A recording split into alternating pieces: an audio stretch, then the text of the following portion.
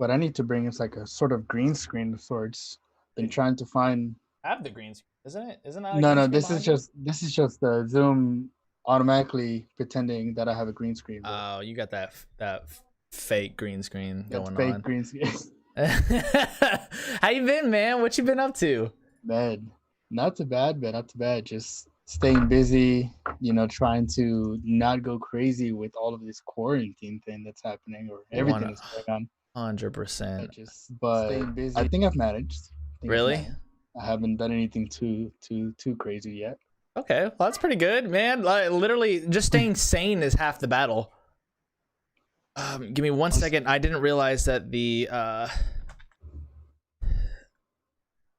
Oh, let me actually. I gotta pull up the YouTube too. I remember. Let's see. There we go. For some reason, I guess the title didn't update, so it carried over the last title from the last podcast. Oh, for reals? Yeah, so it was titled Frat Allen, and you're definitely not Frat Allen. So. Oh yeah, no, I'm not that guy. Yeah, yeah, we're not that guy. No offense. Let me pull up your YouTube real quick. So it's live on YouTube. Oh, there it is. Yes, sir. Yes, sir. So the title should have changed by now. So you should see Gabe Oritz Zitro. Did I spell that right? Right? Yeah, Zitro Gabriel. Yeah. It's funny. I actually did a search recently for my username. Really? On Google. So the top post is Jado. Is it really? Yeah. So when you Google my username, she takes up the first post that ever pulls up about me. No way. So she's just like, she literally is. That's crazy. So if I search you right now, I'll literally be able to pull up J-Lo. Yeah, look up, type in Zitro Gabriel. All right, we're doing it. Zitroel, right? Yeah. I get your Facebook. You don't get the Instagram? I get your Facebook. I get your. Well, no. I get your Instagram too, but the top post is. It doesn't search. Facebook. Okay, that's weird because when I searched it on incognito, literally says videos. When I search all videos, J-Lo. TikTok. It's because Google now knows that we're trying to search you up. That's why. Oh, okay. Are you searching? Okay, that's weird. Yeah, because it was like right now I'm looking at it. I search incognito, so there's no trace. No baby, thank you at Teacher Gabriel. TikTok's like J-Lo, thank you. Oh well, yeah. Thank you, no baby. Yeah. Hold on, I gotta change this. I gotta change this on there we go, on Twitch. I'll have to change it on Twitter later. I'm gonna focus on mainly the live streams right now because I don't want to take up too much time on changing the name. That's cool. But yeah, other than that, been good, man. Been chilling, just enjoying time to myself and time to with other people. It's crazy. It makes you appreciate other people as well. Oh, 100%. Oh yeah. Other than that, been good. How about you?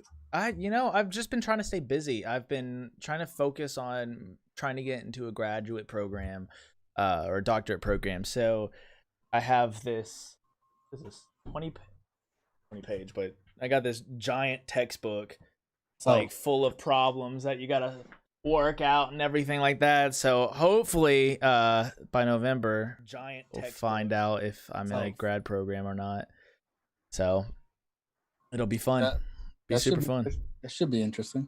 Yeah, pretty much. I mean, it's literally taken all my time. I haven't been able to play many games like I wanted to, just because I've been, so bogged down with trying to focus on this, the podcast, cutting out clips for Instagram, social media, trying to hang out with the wife, trying to do DRE stuff. So it's been a pain, but this is the training arc, That's how I'm like framing it in my head. I'm trying to think of the quarantine. It's not really a quarantine. It's more of a training arc. So after the quarantine is done, hopefully I will come out of this better somehow. So better than before. That's what I'm telling people. You got to kind of use this as a way to better yourself in any aspect possible. Yeah, it's kind of people are using it for other means or to wallow in self-pity, and it's you really can't do that. Yeah, I've seen a lot of people that have they post on Facebook like these motivational posts and stuff like that, and they're like, trying to encourage people to stay healthy, and then you see the other half. It's like everybody's like gaining weight and everything like that. No, not to like weight shame anybody or bash anybody, but you know, trying to be productive during this quarantine is essential. Like you don't want to lose what you had before it, you know? Yeah, I mean, I feel like it's okay to feel down at times. It's okay to feel like sometimes you don't know what to do, and it's okay to even snack. Like I know people that are the greatest people, but they've like, you know, been on some downfalls recently, or they kind of gain a little weight here and there, but they realize it, you know, and they jump back from it. They're like, you know what, I got to do something, because you, I don't know. I feel like you can't be motivational 100% of the time. Oh no, yeah, for sure. Everybody's you're not perfect, you know. Oh, So 100%. you're gonna end up having some form of like, okay, this is I'm gonna snack out of pity or something, you know. You're gonna I'm bored, so I'm just gonna snack all the time, you know. Dell says I feel targeted. What's up, everybody? We got Dell, Chandler, and Mom in the chat. What's up, bro? What's up, everybody?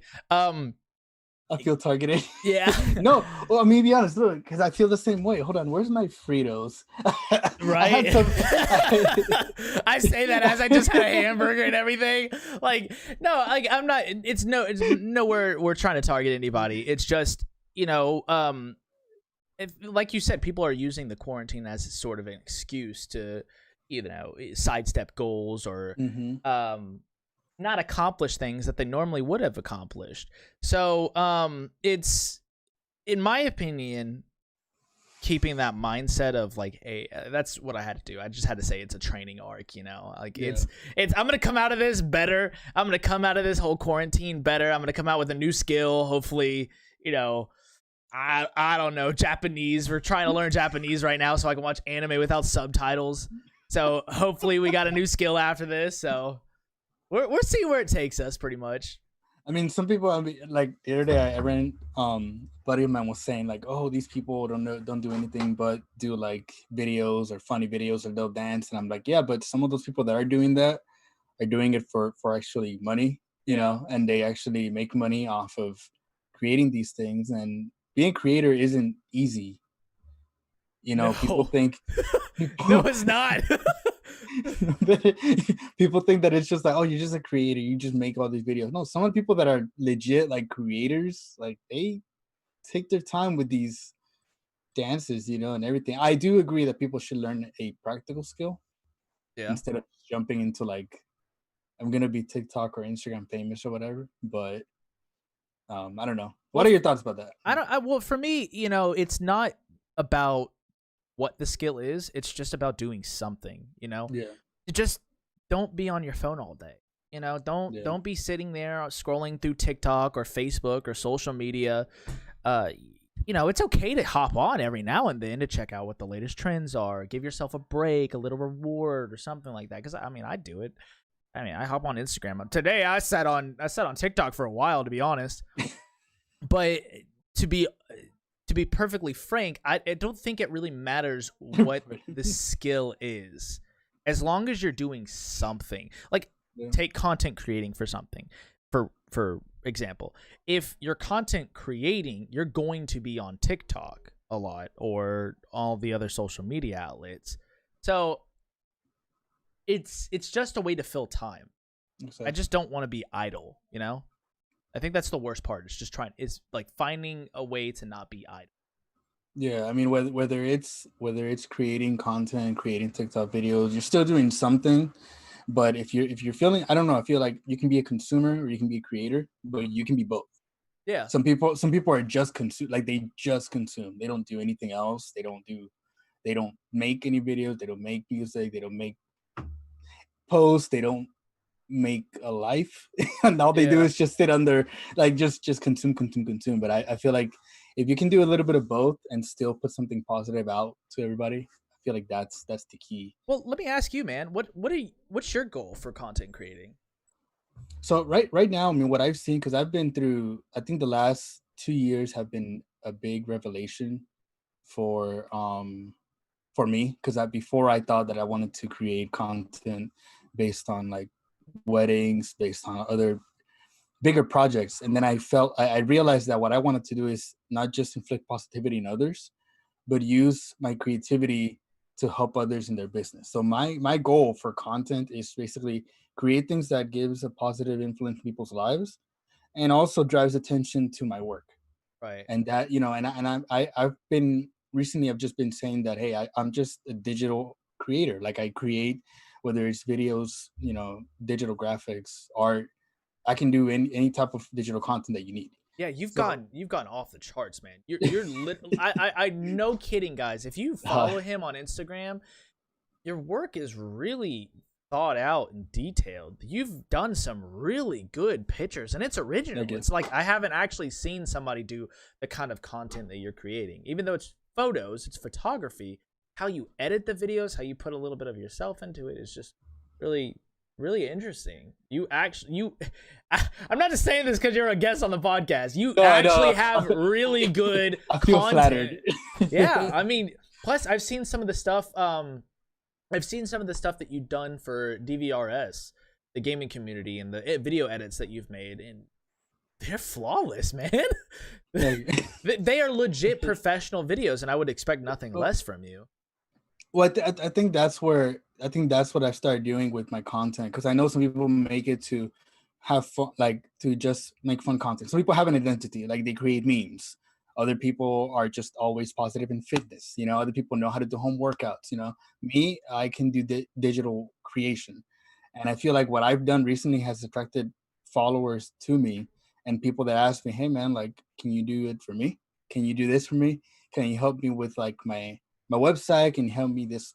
Like right now in England, my buddy, he has a carpet cleaning business. I did his logo, and now he's making the logos into a shirt, into a little flag. Like all these things are happening, and I just felt a sense of accomplishment to see that I helped my friend out. And on top of that, it's a good turnaround time. He's actually using it. I'm like, man, I want a shirt. Like I want to see the logo. Like, yeah, see your work out there and see how it's helping your fellow friends or the community. Like, because he, with quarantine and everything, he's struggling for work. But the logo, the Instagram he's made, the everything, like he's kind of taking it from me. Like, I'm gonna take a page out of your book. I'm gonna take your logo that you made for me. I'm gonna just go all out, And it's not the only one. Like today, I got a call from my other buddy who just quit his insurance business and is starting a handyman business. But again, he did it smart. Like he went a while before he actually made the jump. Once he had everything settled, right. And we talked today at length, and he said, "Hey man, let's come over tomorrow and let's make a video. I want to make a video introducing myself." The same thing you did. And I'm like, man, I'm actually making a good influence. Yeah, I mean, now we use the intro video. Like that's what people see when they like are introduced to our page, and I love it. It's fantastic. I think I showed my mom, and my mom I think she's like half the views because she keeps like she keeps watching it and everything. It's awesome. Replay. Yeah, pretty much. No, I mean, I think that's what it is. I think like, and video is a big thing, and people enjoy people enjoy stupid things, but you can only make so much stupid things. After a while, people get like tired of it. When I say stupid, I mean like not stupid. Sorry, that's a hard word. Just the throwaway content, like right. The memes, the dances. That's throwaway content. To me, that's great, but it's something that can get overused. Right, but easy, yeah. Start kind of, and that's why I've structured my page the way it is. You'll see one post that's good, one post that's a random dance. All of a sudden, you've got like my family, and then you've got, hey, this is my 2 decades of anniversary. Then here's another crazy one. Here's another crazy edit. So now people are always expecting, like, okay, what's next? Yeah. Like I said, man, you've got just incredible content. And if I may, you've got some great guests. Like I've had laughs at some of the YouTube videos I'm watching. I'm like, dude, this, like some of the content, like, how did this guy gets like people on his cast and just talking about anything? Hey man, literally. Well, the thing is, and so here's my goal for the podcast again, is just to create like an open environment for people to just have fun, laugh, talk about important issues without it being so serious. And, just enjoy the moment. I mean, we're only live for 2 hours a week, pretty much. So whatever relief I can give people mentally, if they do want to talk about some serious issues, whatever it is, I don't, it doesn't bug me. We could talk about whatever. It's just providing that community of people that support each other in expressing those ideas. And no matter what it is, again, whether it's content creating, whether it's political views, whether it's, just freaking funny meme worthy content. Like it's just creating that community, that space for everybody to thrive in is literally my goal, my dream. So and I think you achieve, if not your dream, at least you're on your way to achieving fully that dream, because you have created a community where anybody can talk about anything. Like the people that go into your podcast are people from all sorts of walks of life. Yeah. And I think that's just the amazing part. I think like was it Gina said that the most important thing during this time is to keep a healthy balance so your mental health is not impaired. Mm-hmm. And the days of pressure cooker is over with. That's my mom, actually. Yeah, I was gonna ask you whether that was your mom or not. Hence the last name connection. Yeah, I think she is 100% correct though. Oh, like, for sure. Having that balance. I think once you have that balance, doesn't matter what happens, you can continue moving forward, like growing, whether it's at home or at a job. Right. And again, I just don't want the stream or the podcast to be something that people, are like, oh shoot, it's 8:00. Dylan's doing his podcast. Like, that's not what I want. Like, I really, I thrive on when people say, that was a great podcast. That was a great episode. Like, great job. The guest was awesome. I actually learned something. That was fun. We got to, have a laugh here and there.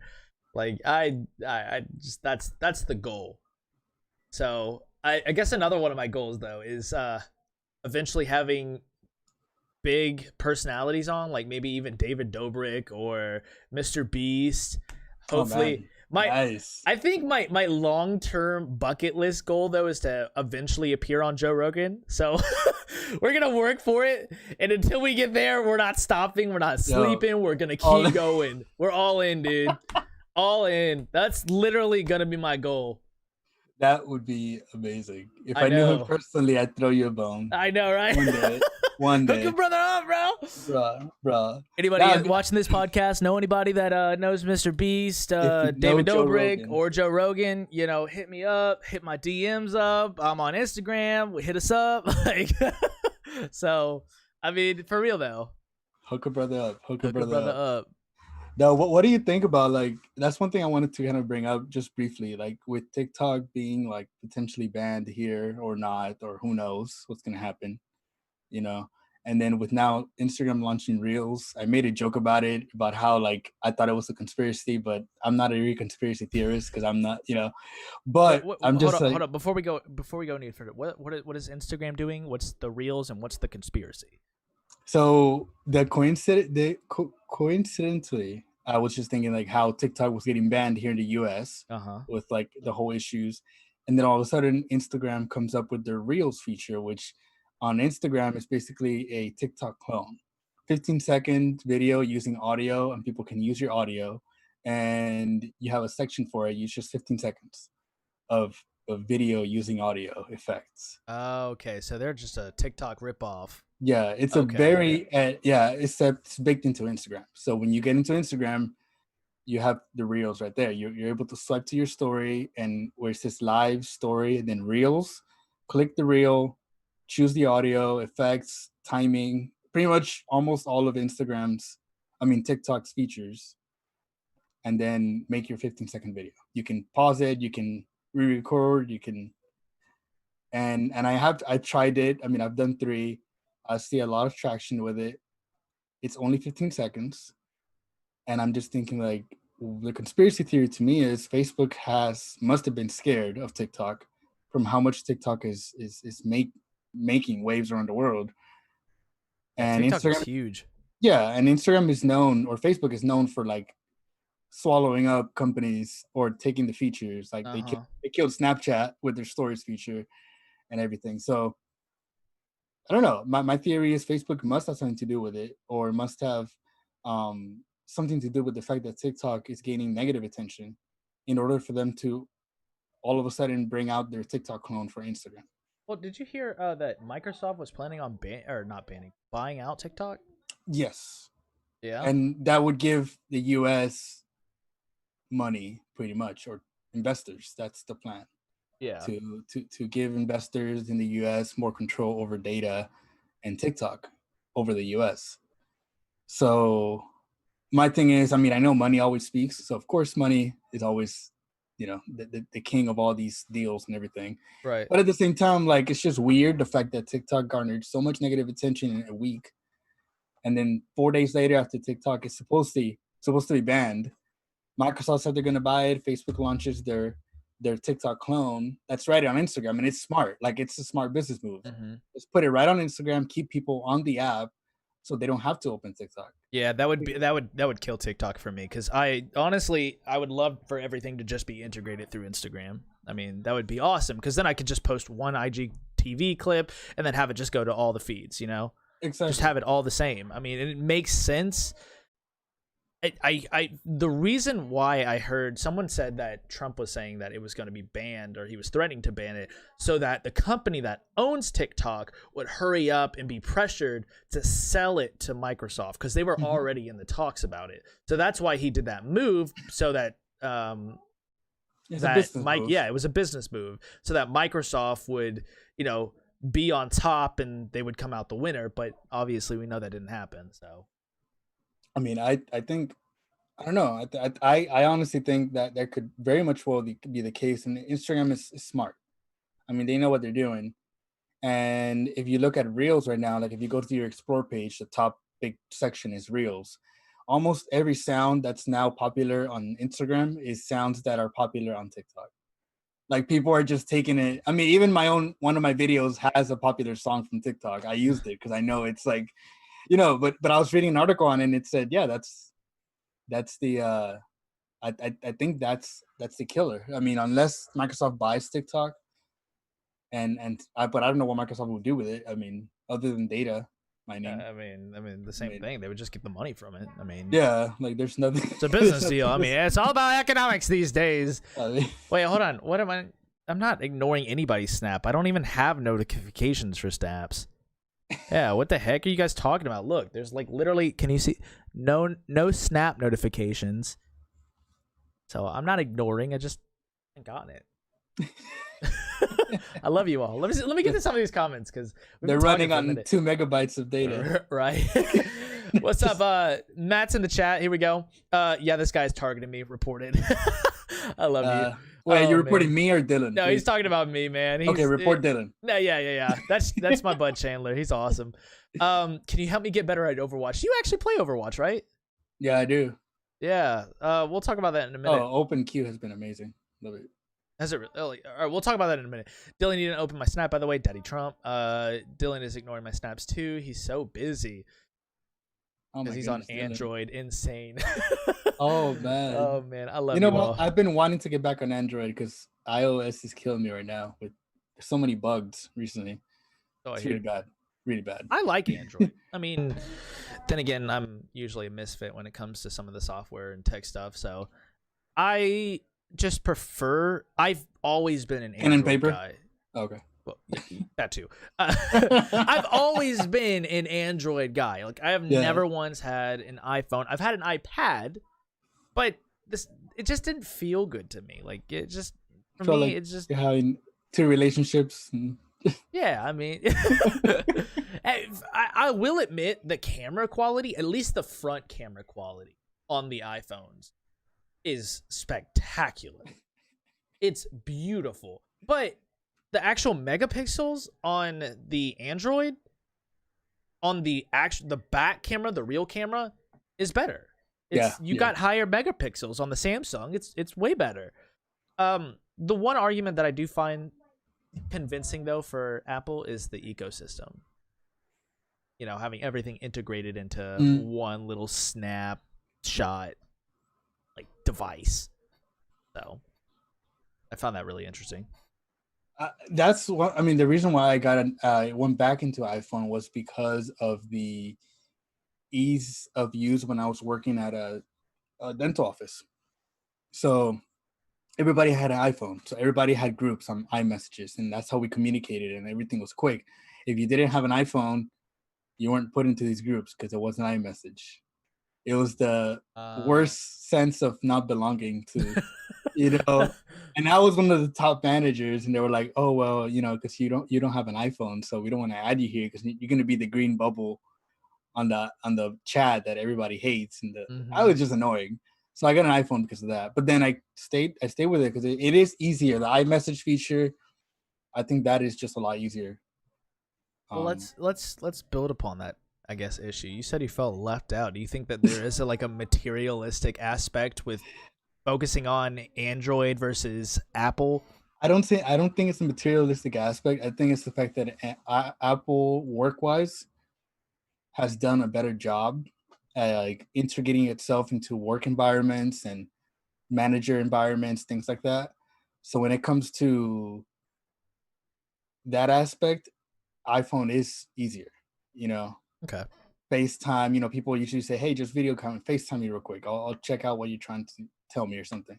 That's on true. Android, that's not really a big option, or at least a very common one, you know. Yeah, you can do it, but there's more steps. I get what you're saying. So I think work-wise, it's not even like maybe 5 years ago I would have told you, yeah, the materialistic aspect plays a big part. I think now it's more about the ease of use. People don't really walk around with expensive iPhones because it's an iPhone. They usually walk around with it because they're used to the environment. It's better for their job, etc.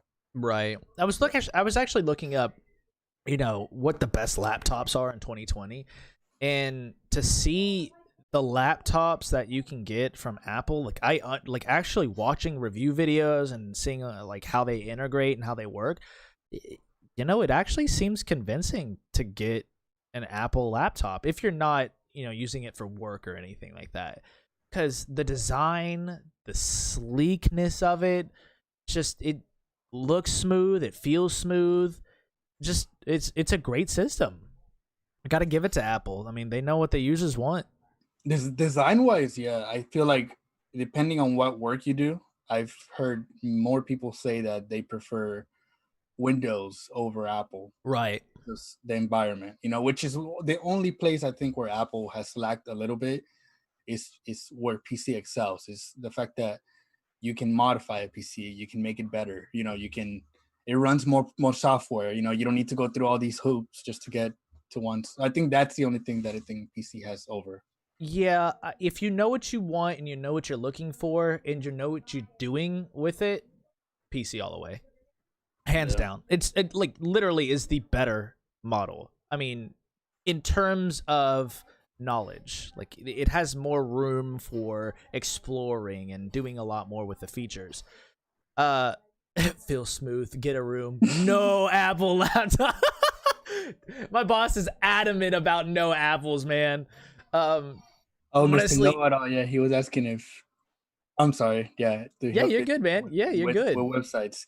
Yeah, I do, Mr. Know-It-All. I do help visit websites and logos and stuff. So we might have to get some inquiries after this podcast.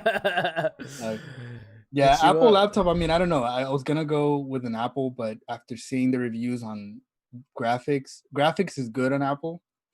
Video, it's a little hit or miss depending on what you want, like you said, you know.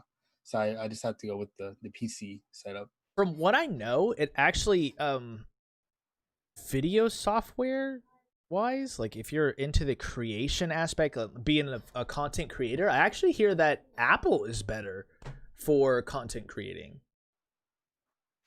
I've heard the opposite. Really? People that have got an Apple and they get an Apple laptop and then they end up later on getting a PC because it runs faster. They're able to kind of keep up over the years better than an Apple computer. Right. And maybe that's, you know, when I'm talking about a computer, I'm not talking about a laptop, you know, because the laptops are way different, you know. Right. But computer, like I've heard people have a computer or an Apple desktop and then they switch to PC over the years because of lack of support, or you know, it doesn't. Yeah, it's because Apple throttles their product, man. They slow that shit down just to make you buy a new one. I mean, every couple of years they don't refresh it every couple of years. Versus PC is always coming out with a new, you know, and it's easy, plug and play. If you know what you're doing, you can just take it out, put it back in, and take out the add more RAM, etc. So. Exactly. That's why I'm a huge fan of PC building. Just because of the fact that it's so much more customizable. Like now Apple, they've limited your ability to customize it. Now you're given the factory settings, the factory software and hardware, and that's it. Like you can't change that. You can't open it up to add more RAM. From what I understand, I mean, someone correct me if I'm wrong, but there's no customability in the hardware aspect anymore. Not unless you want to pay a couple extra $100 right off the rip, but then that's it. Like once you have the actual PC, you can't upgrade it anymore. Yeah, I have noticed like Dank Oregano TV. Yeah, he said he's part of the iPhone. Okay, he said part of the iPhone is better than Android world, and I think that. I know what he's trying to say, but I feel like also Android excels in other stuff too. Like I've noticed recently on my iPhone, I have 4 apps open, and I go back. Well, let's say I have YouTube open, right. and I pause it real quick to go somewhere else. If I go back to YouTube, it's closed what I was watching. Well, what generation of iPhone do you have? I have the latest one. Really? XS Pro Max, the 256 gigabyte XS Pro Max, and I've started seeing that issue recently. And I looked it up and said, well, Apple's trying to limit the amount of apps running in the background, so it saves on like power and everything. And I'm like, well, what if I want to have YouTube open in the background? Like, unless I'm playing something, it literally refreshes. I can be playing something, have to go back to YouTube, closed. Versus on an Android, I mean, I remember having an Android. You could have a YouTube, you could have your camera roll open, your Instagram open, your browser open. You can have all these things open and still be able to send a message and go back to it, and it's still there. You know, I think like multitasking, it's getting a little better with Android, and iPhone's kind of lagging behind in certain aspects. I don't know. That's just my experience. If somebody knows a way to fix it, let me know. But recently, like I said, it's all those throttle updates, man. They're trying to get you to buy the next upcoming product that's coming out. Yep.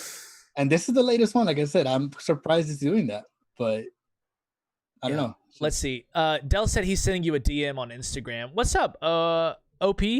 How you doing, man? Austin uses his Mac for music production and his PC for gaming and everything else. Yeah, that's what I hear. I hear PCs, or not PCs, but for creative endeavors, the Mac is actually where it's at, just from what I hear.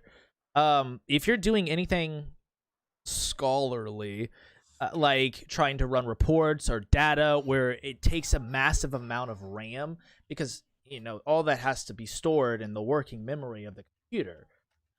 If you need stuff like that, then PC is the way to go. That's why a lot of school programs utilize PCs, because one, they're cheaper, they're more affordable. Two, you can get way more power out of it. Like the customability is just beautiful. Just love it. I mean, and also with a Mac, if it breaks, you probably have to buy a new one. You might have to, or to send it off and then get a replacement. Like, I don't know. I feel like with a PC, if it breaks, they'll try to fix it. You'll get your money's worth, especially in the hands of students. It's like, I don't know. Yeah, no, for sure. I mean, again, it just depends on what you want, right? It depends on whether or not you want gaming. For instance, if you want a game, do not buy a Mac at all. Like, that is the worst decision you could ever do. Do not buy a Mac specifically for gaming. Like, that is stupid. You're wasting your money. If you want to game, you gotta get a PC. You have to. Yeah. There's no way around it. If you're gaming on a Mac, I don't know what you're doing. You're not really a gamer. My boy Gabe said it first, right? I'm just saying the facts. Like, oh, this nerd plays me. Yeah. Let me see. Hold on. Dangarigano says, my coworker's iGPU went out and he had to get his whole ass motherboard replaced. If I had to replace a motherboard myself on my PC, it would only cost me $100. OP said, yeah, I'm still rocking a 7 Plus and I'm able to open apps. I'm able to leave apps open, sorry. All this nerd talk is making me dizzy. Honestly, I don't really care about phones. It's all about ease of use when it comes to mobile. That's fair. Yeah. I mean, I might switch in the next year. I might go to Android and just continue, like, just switch off of it and just, I don't know. I've never had a loyalty to a specific brand. I was Android for years just because I didn't want to buy an iPhone because they were too expensive. Right. Well, now it's gotten to the point to where Android's actually more expensive. Yeah. I mean, the next iPhone's like $400. That's it. I think the one they launched recently this summer was Yeah, $100. yeah. I was surprised that the phone that I got was actually $100 more expensive than the iPhone, like the newest edition of iPhone. I'm like, maybe I should switch. Maybe I don't have this loyalty to Android anymore. Like, let me tell you, you switch, and half of the people you message are gonna be so happy when they see that blue bubble. They're gonna the first message you're gonna get back is, "You get an iPhone?" Yeah, honestly, they're gonna think that something is wrong with me if I ever switch over to. Nikki's been trying to convince me for years to switch over to Apple, and I won't do it, man. Duh. It's not breaking. I don't know, You gotta have Apple's gotta have some really convincing features for me to switch over. Right now, I'm just not convinced. I don't know what that would take. If someone was like, "Hey, Dylan, what would Apple need to do to have you come over?" I'm like, I don't freaking know. I mean, like, I don't know. You got to sell me on it. So, let's see. OP said, I have a gaming laptop I got for schoolwork, but I actually ended up using it to game, and it runs super smoothly to what I've noticed. LOL. The laptops, I've never actually played around with PC laptops to see how they run, actually dedicated gaming laptops to see how they run games. I had an Asus ROG back in the day. Great laptop. But that thing, I mean, to get a laptop that runs smoothly without overheating, it will cost you, and they are usually bulky. They're extremely bulky. I remember this laptop had a huge back, just this big, and the power brick was ridiculous, but it run great. Like the screen was 4K, everything was amazing. Yeah. But then I came over and got an Acer laptop, a Dell laptop for work, but it's supposed to be like for okay gaming. And I got it. It was a thin one, very small, compact, looked like a Mac, overheated. Like it couldn't run everything I could run on the bigger laptop. So I think laptops, if you're gonna go all in, you gotta go all in. You can't just get a gaming laptop that they sell at Walmart. You have to get like the Alienware or something that's extremely expensive. Yeah, sometimes people are sold on the RGBs and the lights, and they're just like, "Oh man, this thing's got lights. Like, it must be good." I like the pretty lights. Yeah, yeah. Don't fall for the lights. No, you can put the lights on yourself or do something. Don't fall for lights, guys. It doesn't overheat at all, but yes, it's massive. The fans are super loud. But overheating has never been an issue. No, it wasn't cheap. I agree with go all in. Yeah. Yeah.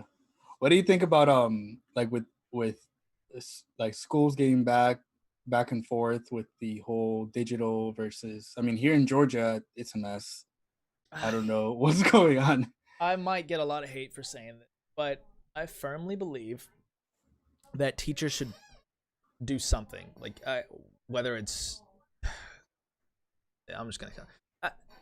I think teachers should go on strike, because the thing is, they're getting pay cuts hardcore right now, and they're going to go all digital, and they're expected to learn a whole new curriculum last minute, and some of these kids don't have access to proper internet connections or even computers to do digital learning. I mean, they're potentially being exposed to the virus. So I think, to be honest, that teachers should probably just go on strike. So, I mean, that's just what I think. So anybody let me know. Anybody can debate me on that. What do you think? I know that in Puerto Rico, when I was talking to my mom, she said that back in the day when there were hurricanes and they needed to kind of incorporate people coming in stages, what they would do is half of the kids go in the morning, half of the kids go in the afternoon, because at the end of the day, honestly, correct me if I'm wrong, and I don't know if anybody would agree, but you only spend learning in school about 5 hours. You don't need to be there for the whole day to learn pretty much in a whole day. Like 1 hour of that is lunch. Then you spend another 2 hours meandering the hallways or whatever, like in between classes or breaks or anything like that. So, or breakfast or whatever. So I feel like that would have been a good option. Then lo and behold, Puerto Rico does it. Puerto Rico is doing the staggered thing. Right. 5 in the morning until 12 or whatever, you go home. And then in the afternoon, the other group comes in and then they go home. You don't need to serve lunch because you're going home anyways. So you'll be eating lunch at home. and even then, and that's obviously to help with the exposure part of it. And even then, people are still going on strike. Right. So I still don't know, like, what's the solution here? I'm like, okay, so you don't want kids to stay home and not get exposed, but you don't want kids to go to school, but you still want the teachers to, like, still learn all this right span of a few weeks instead of having done this 3 months ago, you know? Well, here's the thing. I think we need to focus on what the purpose of school is. You know, it's not... It depends on your outlook of what school is to you. If you're just sending your kid for free daycare, I mean, then that could be how you see school. And you want schools to reopen, to go back to full schedule because you want them to go back. And that's a perfectly normal and justifiable reason for having school, because parents have to work. Parents have to pay the bills. They can't leave their kids unattended at home. That's a perfectly liable solution or reason or justification for why you want to reopen schools. The other side is school just strictly for education? Are we providing, quote unquote, baby care services or babysitting services? Like, is that what school is? You got to ask yourself, if that's what school is, if we're just sending our kids for educational purposes, we're not really mandating babysitting requirements or anything like that, then maybe staggering the kids at different times is the right way to do it. So I think we really need to figure out what the purpose of school is and re-justify that and sort of reorganize ourselves around that aspect to really figure out, all right, now where do we go from here? All right, once we figured out, is school actually like a babysitting thing? Like, are we just opening it up so parents can have an opportunity to work? Justifiable, fine. Or is this an educational realm that... No, we really need to educate these kids to provide better education, provide opportunities so that they can succeed later on in life? Again, great justifiable points. Or is it a combination of both? And if it is, how do we, find a solution? I think we're too caught up in what we think school is versus, how COVID is perceived. So I think we really need to have these talks about what the purpose is, and then we can move from there. Well, do you remember when you went to school? When I went to school, I went to school. I got there at 7. Had to get up at 6:30. Got there at 7. School starts or 7:15. Got out at 3. Of all those hours there, 2 of those hours were spent during lunch and breaks and random stuff. So technically, I only needed to be in school from 7 to 12. Right. And that's it. And then the other part of the day was either at the bus or, randomly going around the hallways. And even in class, by the time the teacher settles the whole class down, you start learning. The teachers gave us break times. And if you had a really bad teacher, they'll just give you lazy work because they didn't want to teach you. Like, you waste a lot of time in school. So I'm trying to think, okay, educational purposes, if you cut out the meat, the fat, which is extra, but right. Then you give people the meat. Parents might be upset because it's not exactly what they want. It doesn't cover everything they're used to. Right. And I think that's the little detail. It's like, oh, shooting, turn the camera off and reinstall. Is that me or is that you? That's me. You. Oh, well, hopefully my camera didn't overheat. That'd be bad. Coming back on? Prank. Oregano said pranked. Well, here's the thing. I guess I'll keep talking while I'm trying to figure out this problem. The point you make is a very justifiable point. the counter argument to that, though, is what Dell is saying. Mr. Know-It-All, school provides supervision. If you make school half day, some kids will stop going altogether, and they'll fall behind, and eventually, and further educationally. So, I mean, do we provide that educational aspect, or do we provide the supervisional aspect? Like, which one is it? Or is it a combination of both? I think it's more of a combination of both, and just trying to figure out what the heck is going on. Sorry, my brain is still scattered. There we go. All right, we got it back up. Well, the counter argument, I guess the small counter I would give to that, and it's not because, I mean, I really don't know what needs to be done. I agree with you, Dylan, and I agree with both sides of the argument. But the thing about the supervision part and the kids going to school half day would stop going. Kids stop going because it's full day, you know, and they still stop going. But and some kids see it as a waste of time, you know, because they're there for so long. They have a mix of the fat and the meat, you know. They have classes they like, but the rest they don't, you know, or they have experiences they don't like at school that they wish they could just go in there for learning. I mean, I've heard it all. I've heard all sorts of reasons why kids either stop going or they're just not enthusiastic. But think about, like, if they do go half day, they're only going for learning. You know, I'm going to learn this so I can get my high school diploma. Some kids might benefit from that. Might say, okay, well, I cut out the distractions and I'm able to go and focus on what I need to do to pass, and that's it. I mean, it's not homeschool because you're not digitally there all the time, but you're at least getting your taxes money out of it. At the end of the day, that's what it's meant for. At the end of the day, yeah. I mean, just saying. So I don't know. I see what he's saying, but I also think that kids should stop going anyways, whether it's a half a day or full day. That's again, completely justifiable explanation. I think we're all stuck on trying to figure out. This whole thing caught us by surprise, and I don't think that people thought that COVID was still going to be going on come, August 2020. So sad to think that we didn't think that far ahead, but we didn't. So we're here now, and I think everybody's scrambling to try and figure out what the next solution is. So let me get to this comment real quick. Let's see.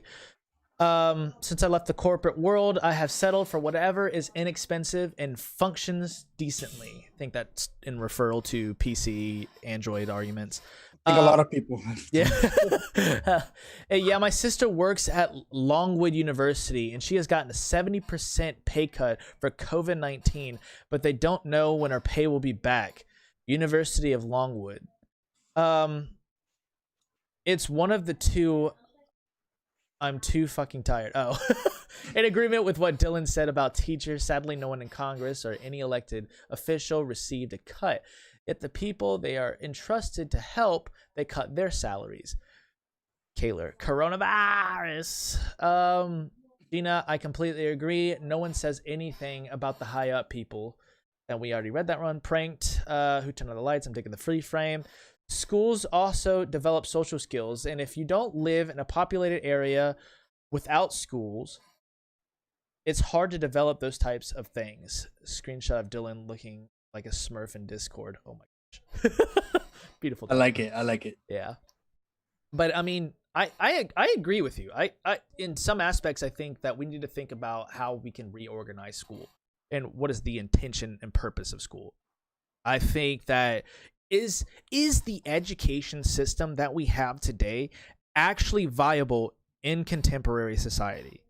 So, I mean, the things that we're learning, are they actually helping kids succeed in life? Like, instead of learning, I don't know, old literature, I mean, instead of interpreting Edgar Allan Poe and his poetry, should we be learning finances, and should we be learning, more sustainable educational material for actual life? Like, I don't know. So. Like, should we be reorganizing school in a way that we're focusing on the core aspects of what education is and what it means, or are we just providing supervisional care?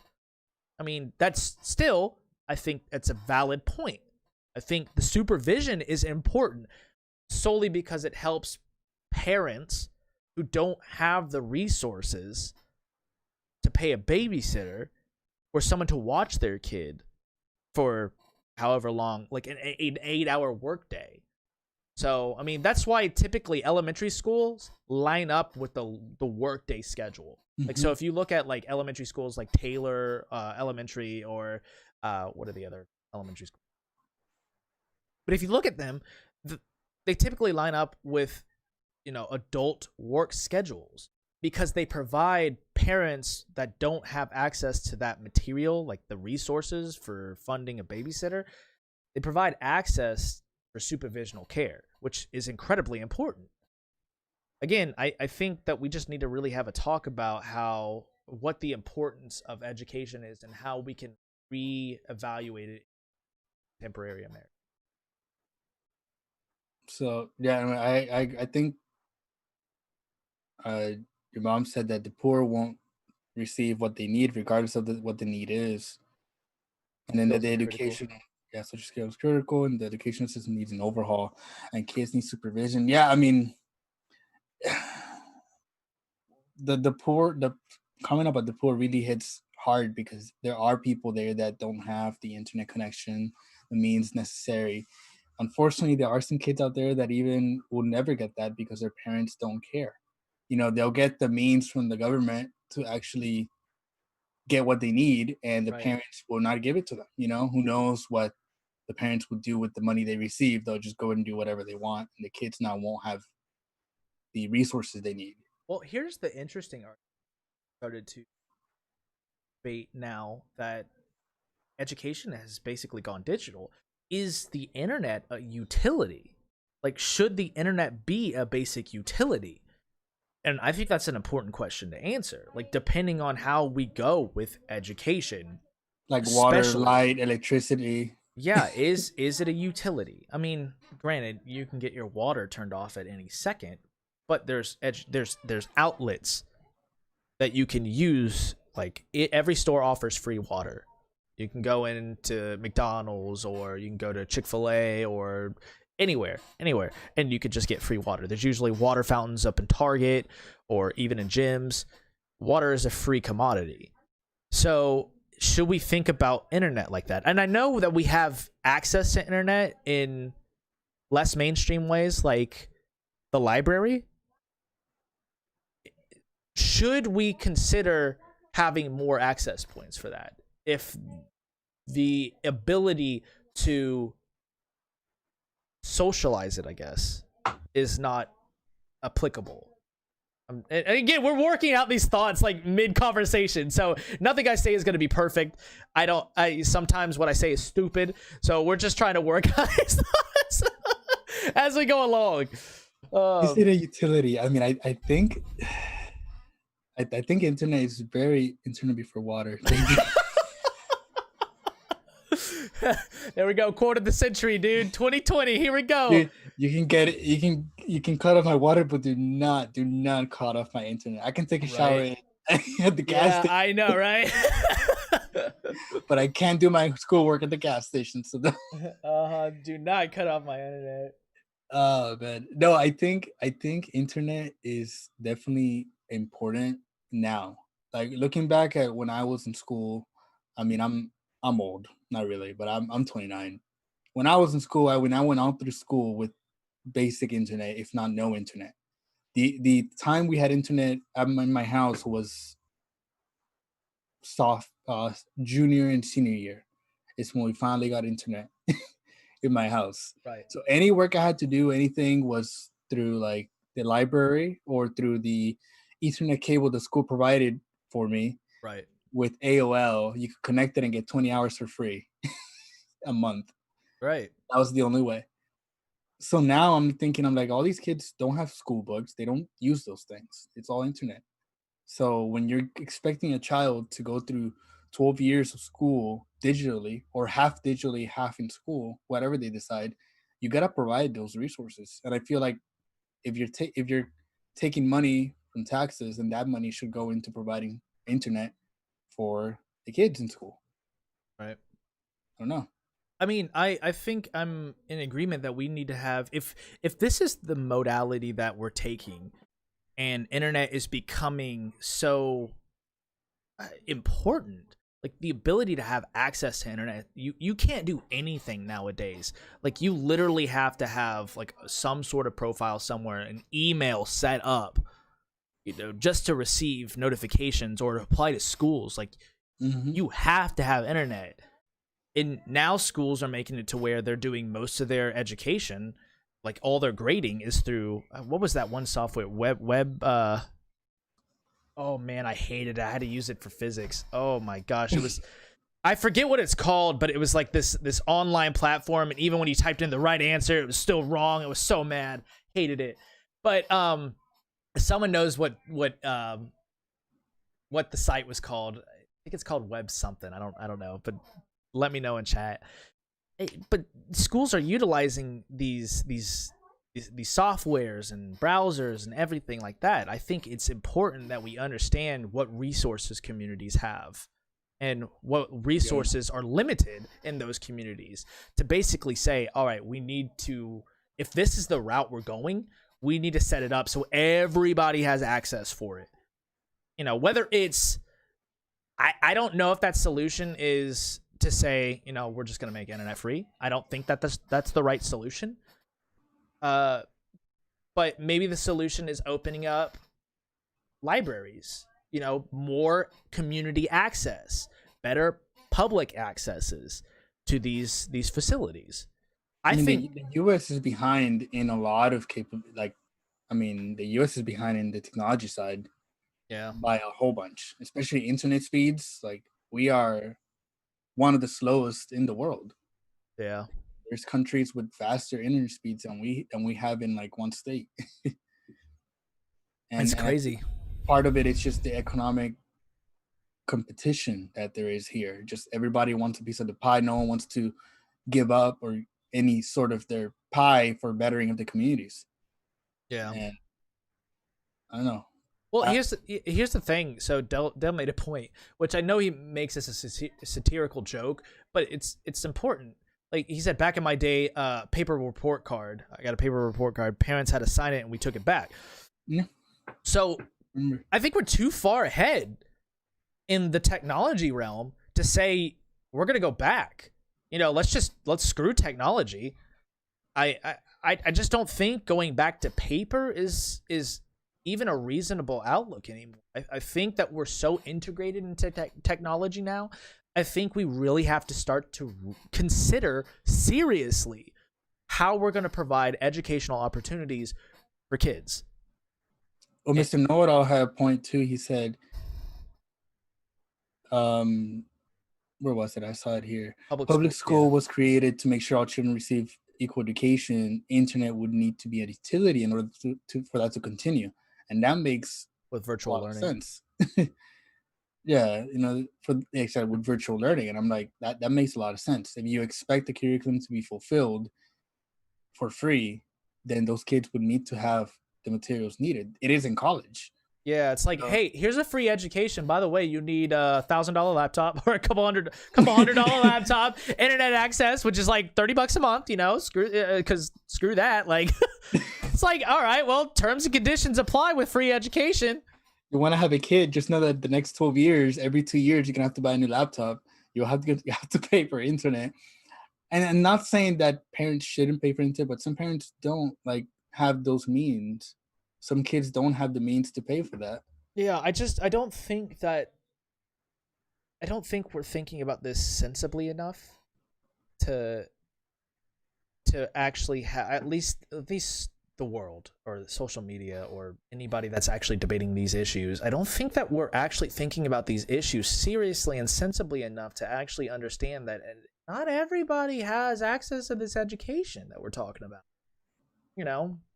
And depending on where your school is located, whether it's a Title I or if you're located in a really good funded area, like that all contributes to how you receive this information and whether or not you're going to end up even having the resources. It's consider a Title I school, that'd be funded by property taxes. But I mean, what's a library?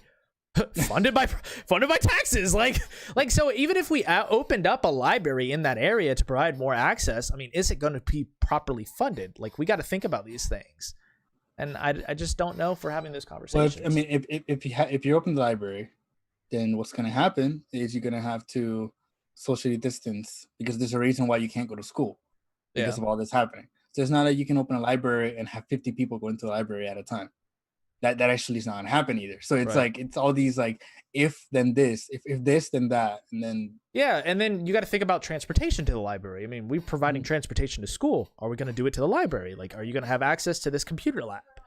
Like, is this, or how are you going to get there? That's a real question. Like, what if I don't have transportation? Like, my only mode of transportation is riding the bus.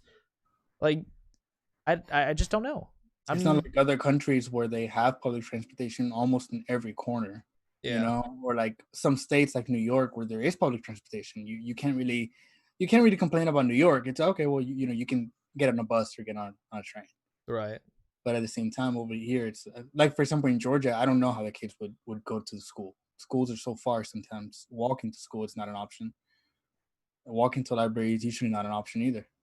And then with everything going around, all the crime and everything, do you think parents would let their kids by themselves at home, or go to the library and stay there? It's like, again, these are all things that we have to consider. Like, I think that creating access points to these areas, like to education, maybe not the traditional way of school, like thinking like that. I think we need to open up. I love what Gwinnett County Library is doing. I think every other county should follow their initiative. They're on the Save the Library, because obviously books are going digital. Nobody's renting books anymore from the library. If you actually walk into a Gwinnett County Library, there's nothing on the shelves, barely anything. What they have done is they have transitioned everything digitally. So they have computers, and these are high quality computers set up in the facility. There's a ton of them that you could actually do social distancing. There's a ton of them. And there's even this thing called a learning lab, where you could, it's a green screen. It's how we film the podcast. Everything is free. There's a 3D printer. There's technicians there to help you learn about all of it. I think if we could take that and model that in sort of into an educational realm, with using school, I think that would be very, very utilizable. If no one has ever been to the Gwinnett County Library, I highly recommend you guys to check it out. Because I mean, which one? Because I grew up around the Gwinnett County Library in Snellville by Shiloh. Oh, really? It was my favorite library. I mean, I would go there every time, rent as many comic books and James Patterson books. I mean, I was an avid reader. I love me the comic books James and the crime. Patterson, yeah. Bro, the crime and investigating books and the comic books were my thing. It breaks my heart to see that people aren't reading books as often, myself included. But that's a great idea. Like, what if schools could transition to something like that? Like, if you're not going to provide kids access to the internet at home, then provide it for the school. That way the kids can socially distance and provide a digital learning at school. You don't lose out. You can minimize the amount of kids there and put up little buffers. If you're thinking about social distancing, have them in computer labs where you have like you're learning online at school. That way you can use the resources at school and mimic what the library is doing. I don't know. I'm just spouting it out based on what you said. I mean, I didn't know that's what they were doing. It's awesome. Like, so they have classes set up. So if you want to learn how to program, like, they have a class set up for that, and they have people that come in and help teach the class. If you want to learn how to do video editing, they have a class for that. If they want to help, I think they have Spanish classes too. If you want to come and learn and be like a beginner Spanish learner, you can come in. They have the class blocked out, and they give you like a calendar, and you just show up. You just either sign up on the website or show up. I mean, I love what they're doing. And I think that if we could transition education into that sort of realm where we have, classes that are blocked off, and teachers sign up for these classes and they teach this way over this amount of time, and people could sign up and come for it, I think that would be interesting. I mean, again, this is all speculatory. It's all theoretical. don't shoot me in the head or get mad at me for, you know, spouting out some possibilities here. Okay. You know, I get there's a lot of things that we haven't worked out, but I think we should, you know, really consider some ways that we can reorganize it. For some rural areas do not have internet services. I agree. Yeah. I mean, that's the whole point. That's the whole point of like the library initiative. Create more, like you said, access points for the kids and the schools. Thank you for talking. I think she meant on this serious conversation that others in elected positions bypass. Bravo for opening this up. This is how you accomplish things and help others. Chandler said, "Suck." Yeah, any Gwinnett County Library is awesome. He said the Lilburn Library. By the way, most public water fountains have been shut off due to COVID. Let's transition the state-funded schools instead of property taxes. You can get internet for $10 a month if you're on Snap. Does anyone think that poor children living with parents that are worried about covering housing, food, and electricity will be concerned about internet? Look at the stats at eviction. College was way different. Yeah. Again, important conversations. I really appreciate you coming on, Gabe. Yeah. Really interesting talk. I was more or less going to talk about Overwatch with you and video editing, but that that was fun. I actually enjoyed that a lot. So it's an interest. It was an interesting conversation. I mean, you have to talk about these things. Unfortunately, not unfortunately. Sorry, but like, well, unfortunately, yes. Sometimes these topics need to be spoken about more than others because sometimes people just don't see the priority. The priority of it. Yeah, it's unfortunate. Hey man, I 100% appreciate having you on. You're an awesome guest. Guys, if you have not checked out his Instagram page and followed his work, he is fantastic. He dropped that handle in the YouTube chat. If you want to drop that again just to make sure. Oh, yeah, sure. Guys, this has been Zitro, Mr. Gabriel Ortez. So check him out on Instagram. Fantastic. And Gabe, I'll keep you on here for just a second. Let me raid somebody on Twitch, and then we'll go from there. Sound good? Yeah. All right. Nice being here, guys, and appreciate it. Yeah, appreciate you, man. Hold on. Let me do this. And